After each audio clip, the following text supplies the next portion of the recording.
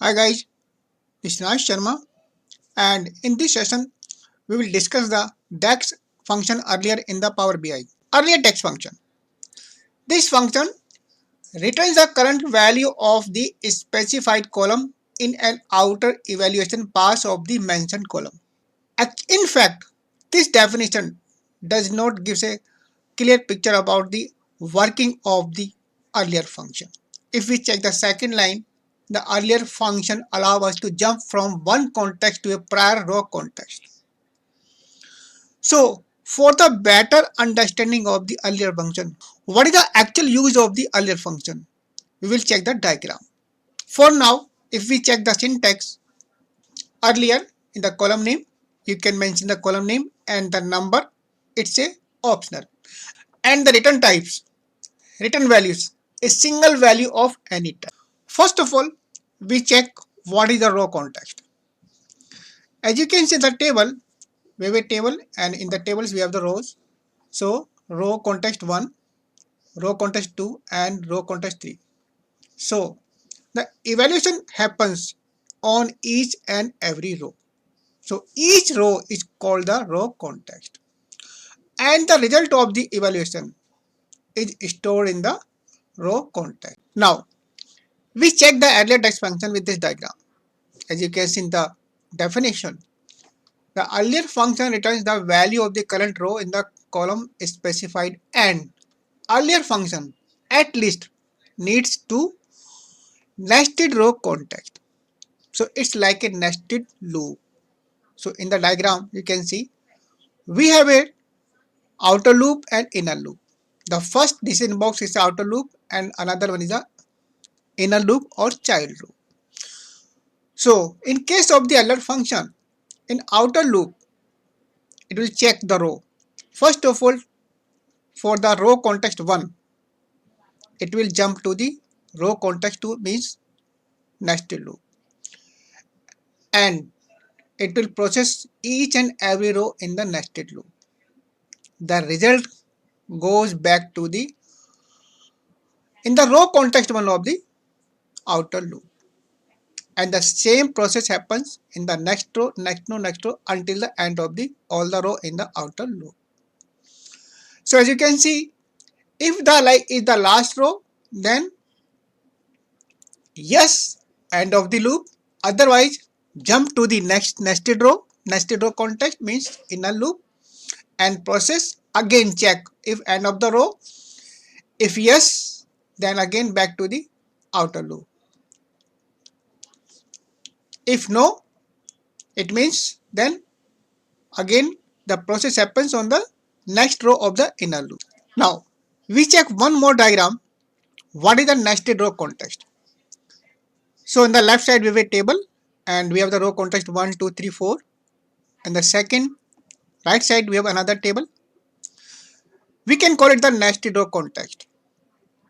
So the evaluation happens for the first row context of the left table and then it scans the right table from row context 1 to the last one 8 and the result is stored in the first row context of the outer table means this one row context. So you can see the red arrow, it means it is scanning the row one by one, the whole rows. The second process 200 green arrow, again the same process, it will start from the nested row from the first one, the second one, third one and fourth one, and again the result goes back to the second row context of the outer table. So this is how this earlier text function works. And if we have the 8 row in this left table and the 8 table in the right table, then the total process is the 64. 8 multiplied by 8. Now we check this data. In this data we have the quantity sold, unit price and gross sales. So this is the table and suppose we have to calculate the cumulative total. So we will use the filter because the filter creates a nested row context and it pulls the whole table in that context. So if we say the current row, the value which is the less than the current row in the filter, then 30. So in 30 jump to the nested row context for the whole table, and it will scan the whole row, whole column. So the value which is less than the 30.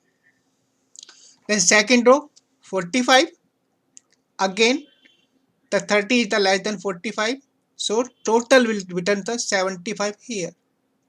Again 63, then the two value are less than the 63, then total cumulative total will return here. So this way filter will create a new nested row context with the whole table. And also we can calculate the number of rows, count of rows. Say we want to check how many rows are less than the 84 or how many rows are less than the 180. Then we can apply the earlier. Secondly, we can also calculate the ranking. Suppose we want to assign the rank for the biggest or highest value. Say 540, first rank, then second rank, third rank. So we can use this ranking with the earlier function also.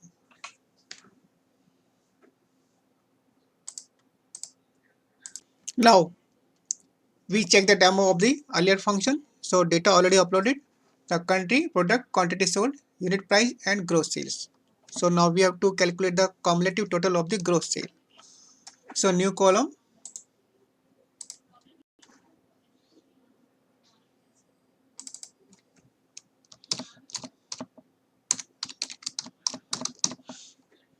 then calculate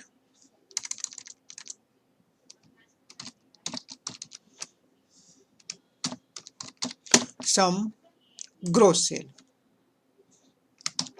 Then we'll apply the filter. In filter, sale summary, table name, then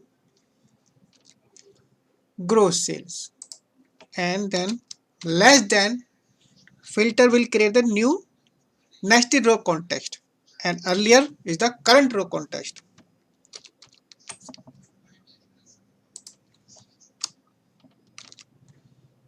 Gross sale. Now execute. So we have the cumulative total of the gross sales 30, 75, 138. The first one is blank because we have taken the less than. If we make it less than equal to, now what's so 30, 75, 138 and triple two. Suppose we have to count the rows. Suppose how many rows are less than 30, how many rows are less than 75 and how many rows less than 138. So new column,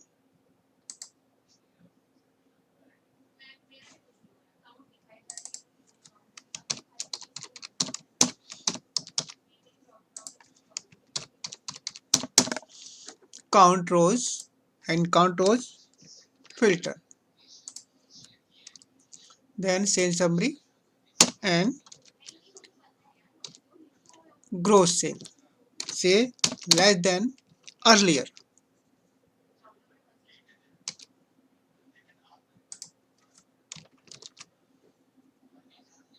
gross sale. Now you can see it's like a ranking, but 75, there is a one row less than the 75, say 30, two row less than 138, three row triple two. If I say or sale less than equal to, now so one row equal to 31 and two row then less than equal to 75, and if I make it say greater than, now we have the 48. So again it's very similar to the ranking. So 48 rows greater than 30, 47 rows greater than 75. Also you can use as a ranking, say 34, 34, same ranking on the same value. So this is how you can use the earlier function. So guys, This was all about the DAX function earlier in the Power BI. Thanks for watching the video.